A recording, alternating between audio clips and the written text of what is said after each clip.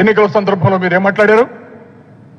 బహుశా భారతదేశంలో ఏ రాష్ట్ర ప్రభుత్వం కానీ ఇప్పటిదాకా కేంద్రాన్ని పరిపాలించినటువంటి ఏ పార్టీలు కానీ షూరిటీ బాండ్ల ద్వారా ఎన్నికల సందర్భంలో ఆ బాండ్లని రాష్ట్రంలో ఉన్నటువంటి ప్రతి ఇంటింటి తిరిగి ఆ బాండ్లను చూపించి బాబు షూరిటీ భవిష్యత్తు గ్యారంటీ అని ప్రజలను మభ్యపెట్టారు.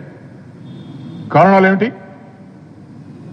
మీరిచ్చినటువంటి షూరిటీ, మీరిచ్చినటువంటి గ్యారంటీ ఎన్నికల అనంతరం అధికారంలోకి వచ్చిన తర్వాత మీరు ఏ విధంగా ప్రజల్ని మోసం చేశారు, ఏ విధంగా మీరు ప్రజల్ని మభ్యపెట్టారు, మీరిచ్చినటువంటి హామీలను ఏ విధంగా నెరవేర్చలేకపోయారో రాష్ట్ర ప్రజానీకానికి మీడియా ద్వారా తెలియజేయవలసినటువంటి బాధ్యత వైఎస్ఆర్ కాంగ్రెస్ పార్టీ తరఫున మాకుందని మనవి చేస్తున్నా. ఆడబిడ్డ నిధి పూర్తిగా ఆడబిడ్డ నిధికి, నిరుద్యోగ భృతికి, ఎస్సీ ఎస్టీ బీసీ మైనార్టీ వర్గాల్లో ఎవరైతే 50 సంవత్సరాలు నిండిన వారు ఉంటారో ఈ 3 పథకాలకి పూర్తిగా ఎగనామా పెట్టారు. ఇదే మీరు ఇచ్చినటువంటి బాబు షూరిటీ భవిష్యత్తు గ్యారంటీ. ఎన్నికలు అయిపోయిన తర్వాత అధికారంలోకి వచ్చిన తర్వాత సూపర్ 6 బ్రహ్మాండంగా ఇంప్లిమెంట్ చేశాం, సంబరాలు చేశారు. 6 షూరిటీల్లో ఈ 3 షూరిటీలు పూర్తిగా ఎగనామా పెట్టినందుకు మీరు సంబరాలు చేసుకున్నారు. సిగ్గుతో తల వంచుకోవాల్సింది కూటమి ప్రభుత్వమని ఏ సందర్భంగా మనవి చేస్తున్నాను. ఆడబిడ్డ నిధి కింద సంవత్సరానికి మీరు ఇచ్చినటువంటి హామీ ప్రకారం 32,400 కోట్లు బడ్జెట్ కేటాయింపులు జరగాలి. కానీ ఈ 3 బడ్జెట్లో మీరు కేటాయించింది 0. అంటే ఈ 3 బడ్జెట్లో దాదాపు 97,200 కోట్లు కేటాయింపు జరగాలి. ఇది మీరు ఇచ్చినటువంటి స్పష్టమైనటువంటి హామీ. ఇచ్చిన మాట తప్పి సంపూర్ణంగా అమలు చేసామనేటువంటి మాట రాష్ట్ర ప్రజానీకం గమనించవలసిందిగా మనవి చేస్తున్నా. అలాగే నిరుద్యోగ భృతి రాష్ట్రంలో దాదాపు 20 లక్షల పైచలకు నిరుద్యోగులు ఉన్నారు. కూటమి ప్రభుత్వం అధికారంలోకి వచ్చినటువంటి వెంటనే నెలకి 3,000 రూపాయల చొప్పున ప్రతి ఒక్కరికి కూడా నిరుద్యోగ భృతి ఇస్తామని మీరు హామీ ఇచ్చారు. అంటే దాదాపు ఈ 3 సంవత్సరాల్లో కలిపి 21,600 కోట్ల రూపాయలు బడ్జెట్ కేటాయింపులు జరగాలి. కానీ మీరు చేసింది 0 కేటాయింపులు. అంటే రాష్ట్రంలో ఉన్నటువంటి 20 లక్షల పైగా ఉన్నటువంటి నిరుద్యోగులని మభ్యపెట్టి ఎన్నికల సందర్భంలో రెచ్చగొట్టే వ్యాఖ్యానాలు చేసి మీరు ముఖ్యమంత్రి అయిన తర్వాత ఈ రాష్ట్రంలో ఉన్నటువంటి నిరుద్యోగులందరినీ కూడా మోసం చేస్తున్నటువంటి విషయాన్ని రాష్ట్రంలో ఉన్నటువంటి నిరుద్యోగులందరూ కూడా గమనించవలసిందిగా నేను మనవి చేస్తున్నా. అలాగే మీరు ఇచ్చినటువంటి మరో హామీ రాష్ట్రంలో ఉన్నటువంటి షెడ్యూల్ కులాలు, షెడ్యూల్ తరగతులు, బ్యాక్వర్డ్ తరగతులు, మైనార్టీల కింద 50 సంవత్సరాలు దాటినటువంటి ప్రతి ఒక్కరికి కూడా నెలకి 4,000 రూపాయలు పెన్షన్స్ ఇస్తామని మీరు హామీ ఇచ్చారు. అంటే దాదాపు సంవత్సరానికి 9,600 కోట్ల రూపాయలు బడ్జెట్ కేటాయింపులు జరగాలి. కానీ మీరు ప్రకటించినటువంటి ఈ 3 బడ్జెట్లలో 0 కేటాయింపులు. అంటే ఈ 3 బడ్జెట్లో కలిపి దాదాపు 28,900 కోట్ల రూపాయలు కేటాయించవలసిన బడ్జెట్ మీరు ఇచ్చినటువంటి మాట తప్పారనే విషయాన్ని రాష్ట్ర ప్రజానీకం గమనించవలసిందిగా ప్రార్థిస్తున్నాను.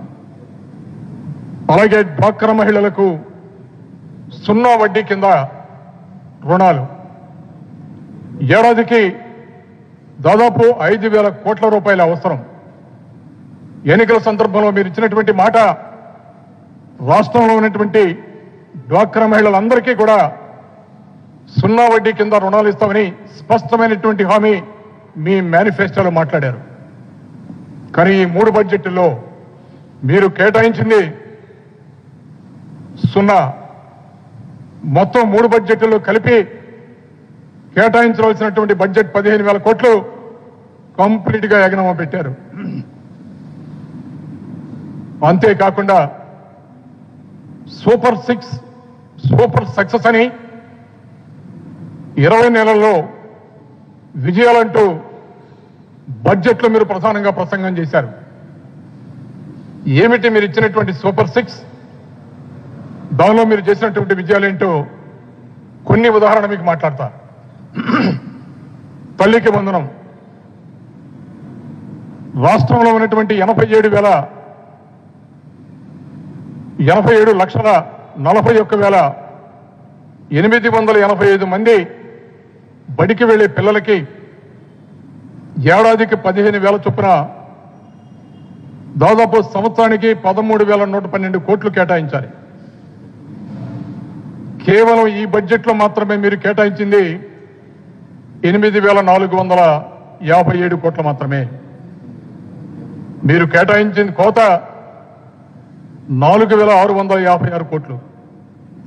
అంటే దాదాపు ఈ 3 బడ్జెట్లో కలిపి మీరు కేటాయించవలసింది మొత్తం కూడా 24,504 కోట్లు. దాదాపు పూర్తిగా 4,655 కోట్లు మినహాయించి 8,450 కోట్లు మినహాయించి పూర్తిగా బడ్జెట్ కేటాయింపులు సున్నా. అలాగే ఉచిత బస్సు. కూటమి అధికారంలోకి వచ్చినటువంటి వెంటనే రాష్ట్రంలో ఉన్నటువంటి మహిళలందరికీ రాష్ట్ర వ్యాప్తంగా ఉచిత బస్సు ప్రయాణం ఇస్తామన్నారు. దీనికి ఏడాదికి అవసరం దాదాపు 3,500 కోట్ల రూపాయలు సంవత్సరానికి కావాలి. మొదటి 2 బడ్జెట్లో పూర్తిగా ఎగనం పెట్టేశారు. ఈ ఏడాది బడ్జెట్లో 1,420 కోట్లు మాత్రమే కేటాయించారు. అంటే 3 సంవత్సరాలలో మీరు ఎగనామా పెట్టింది దాదాపు 8,040 కోట్ల రూపాయలు కేటాయింపులు ఎగనామా పెట్టారు. అలాగే అన్నదాత సుఖీభావ కింద రాష్ట్రంలో 54 లక్షల మంది వ్యవసాయం మీద ఆధారపడి జీవితాన్ని కొనసాగించే రైతాంగం ఉన్నారు. వీరికి కావాల్సింది ఏడాదికి 10,717 కోట్లు. మొదటి 2 బడ్జెట్లో దాదాపు 4,117 కోట్లు కోత పెట్టారు మీరు. కేవలం ఈ బడ్జెట్లోనే దాదాపు 6,500 కోట్లు కేటాయింపులు చేశారు. అంటే 3 బడ్జెట్లు కలిపి మీరు చేసినటువంటి బడ్జెట్ మొత్తం కూడా 20,865 కోట్లు. ఇవి కేటాయింపులు ఇవ్వాలి. మీరు అలాట్ చేసింది కేవలం 6,500 కోట్లు. ఇందులో మీరు ఎంత ఖర్చు పెడతారో చూద్దాం. ఈ విధంగా అన్నదాత సుఖీభావ కింద రాష్ట్ర రైతాంగానికి మీరు ఇచ్చినటువంటి హామీలో దాదాపు పూర్తిగా రైతాంగానికి ఇచ్చినటువంటి హామీని కూడా నెరవేర్చలేనటువంటి పరిస్థితి మీ ప్రభుత్వానికి. దీపం పథకం కింద రాష్ట్రంలో ఉన్నటువంటి అన్ని కుటుంబాలకి మహిళలకి సంవత్సరానికి 3 సిలిండర్లు ఇస్తామని స్పష్టమైనటువంటి హామీ ఇచ్చారు. ఈ బడ్జెట్లో మీరు చేసినటువంటి కేటాయింపులు కేవలం 2,601 కోట్ల రూపాయలు మాత్రమే. కోత 1,482 కోట్లు. అంటే ఈ 3 బడ్జెట్లో కలిపి సుమారుగా 6,183 కోట్ల రూపాయలు కోత విధించారు. ఏదైతే దీపం పథకం కింద సంవత్సరానికి 3 సిలిండర్లు ఇస్తామన్నారో దానికి కూడా సంపూర్ణమైనటువంటి న్యాయం చేయలేక అరకొర బడ్జెట్ కేటాయింపులతోటి రాష్ట్ర ప్రజానీకాన్ని మరోసారి మభ్యపెట్టే ప్రయత్నం చేశారు మీరు.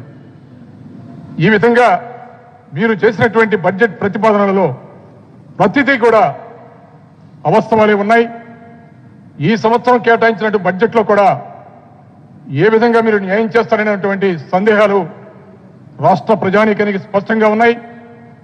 అలాగే గడిచిన సంవత్సరం బడ్జెట్ కానివ్వండి, 2005, 2006లో మీరు చేసినటువంటి ఓట్ ఆన్ అకౌంట్ బడ్జెట్లో కానీ ఆ ప్రతిపాదనలో మీరు ఎంత ఖర్చు పెట్టారు, ఏ విధంగా ఖర్చు పెట్టారు, మీరు దేనికి కేటాయింపులు చేశారు, ఆ కేటాయింపులు చేసిన దానికి అరకొరగా బడ్జెట్ కేటాయింపులు మీరు కేటాయించి దాన్ని కూడా సంపూర్ణంగా ఖర్చు పెట్టినటువంటి పరిస్థితిని మీరు బడ్జెట్లో చూపించలేనటువంటి పరిస్థితి మీకు వచ్చింది.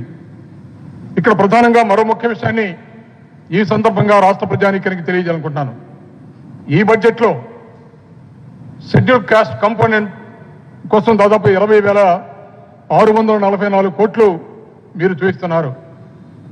గత బడ్జెట్లో కూడా షెడ్యూల్ కాస్ట్ సంక్షేమానికి స్పెషల్ కాంపోనెంట్ పొంది కింద మీరు ఎంత కేటాయించారు, కేటాయించిన దానిలో ఎంత ఖర్చు పెట్టారు, స్పష్టమైనటువంటి లెక్కలు చూపించవలసినటువంటి బాధ్యత మీ మీద ఉంది. కానీ ఈ బడ్జెట్లో వాల్యూమ్ 6ని మీరు పూర్తిగా తొలగించి ఆ వ్యయం ఖర్చుని కూడా రాష్ట్ర ప్రజానీకానికి తెలియచేయకుండా ఎందుకు మీరు గోప్యంగా ఉంచారనే సందర్భాన్ని కూడా రాష్ట్ర ప్రభుత్వానికి తెలియజేయాలి. అలాగే ఎస్టీ కాంపోనెంట్ కింద 9,190 కోట్లు మీరు కేటాయించారు. బీసీ కాంపోనెంట్ కింద 51,021 కోట్లు కేటాయించారు. మైనారిటీ వర్గాలకి 6,090 కోట్లు కేటాయించామని చూపిస్తున్నారు. మహిళలు, వికలాంగులు, సీనియర్ సిటిజన్ కి దాదాపు 4,582 కోట్లు కేటాయించామని చూస్తున్నారు. మేము ప్రధానంగా ఒకటే డిమాండ్ చేస్తున్నాం. గడిచిన 2 బడ్జెట్లో ఈ సంక్షేమ కార్యక్రమాలకి ఎస్సీలకు కానీ, ఎస్టీలకు కానీ, బీసీలకు కానీ, మహిళలకు కానీ, మైనార్టీలకు కానీ కేటాయించినటువంటి బడ్జెట్లో మీరు ఎంత ఖర్చు పెట్టారు, ఏ విధంగా ఖర్చు పెట్టారు, ఏ రంగాలకి ఖర్చు పెట్టారు, ఆ వివరాలని ఈ సంవత్సరం మీరు ప్రతిపాదించినటువంటి బడ్జెట్లో వాల్యూమ్ని 1ని ఎందుకు తొలగించారో స్పష్టంగా రాష్ట్ర ప్రజానీకానికి తెలియజేయవలసినటువంటి బాధ్యత ఈ ముఖ్యమంత్రి గారి మీద ఉంది, ఈ ఫైనాన్స్ మినిస్టర్ మీద ఉందని కూడా ఈ సందర్భంగా తెలియజేస్తున్నాం. అలాగే ఈ సంవత్సరం మీరు ప్రకటించినటువంటి ఈ సంక్షేమ కార్యక్రమాలు, అభివృద్ధి కార్యక్రమాలు, ఈ బడ్జెట్ అంతా కూడా తప్పుల తడకగా ఉంది. ఎక్కడా కూడా స్పష్టమైనటువంటి ఆలోచన విధానం లేదు. రాష్ట్రంలో విద్యకు కానీ, వైద్యానికి కానీ, ఆరోగ్య రంగాలకి కానీ, ఉత్పాదక రంగాలకు కానీ మీ బడ్జెట్ కేటాయింపులు సక్రమంగా లేవు, కేవలం చిత్తు కాగితాలకే పరిమితమైనవి అని వైఎస్ఆర్ కాంగ్రెస్ పార్టీ తెలియజేస్తుంది. సంపూర్ణంగా రాష్ట్రంలో ఉన్నటువంటి అన్ని రంగాలలో ఉత్పాదక రంగంలో కేటాయించినటువంటి బడ్జెట్లు సక్రమంగా లేనప్పుడు రాష్ట్ర ప్రజానీకం సమగ్ర అభివృద్ధి చెందడంలో విఫలమవుతుంది. ఎన్నికల సందర్భంలో మీరు ఇచ్చినటువంటి ప్రతి హామీ కూడా తప్పుదోవ పట్టిస్తూ సక్రమంగా అమలు చేయకుండా, సక్రమంగా బడ్జెట్ కేటాయింపులు చేయకుండా, కేటాయించినటువంటి బడ్జెట్లు కూడా అరకొరగా అమలు చేస్తూ రాష్ట్ర ప్రజానీకాన్ని తప్పుదోవ పట్టిస్తున్నటువంటి ఈ బడ్జెట్ విధానాన్ని పూర్తిగా తప్పుగా మేము తెలియజేస్తున్నాం. దీని మీద స్పష్టమైనటువంటి క్లారిటీ ఇవ్వాల్సినటువంటి బాధ్యత రాష్ట్ర ఫైనాన్స్ మినిస్టర్ గారిది. ప్రధానంగా బడ్జెట్లో ఏదైతే మీరు అన్ని అంశాలు పొందుపరిచారో వీటి మీద వైఎస్ఆర్ కాంగ్రెస్ పార్టీ అభ్యర్థిగా, ఎమ్మెల్సీగా ఇవాళ మేము చెప్పినటువంటి ఈ ప్రశ్నలకి సమాధానం చెప్పవలసినటువంటి బాధ్యత కూడా మీ మీద ఉందని కూడా సంపూర్ణంగా తెలియజేస్తున్నాం. Thank you very much.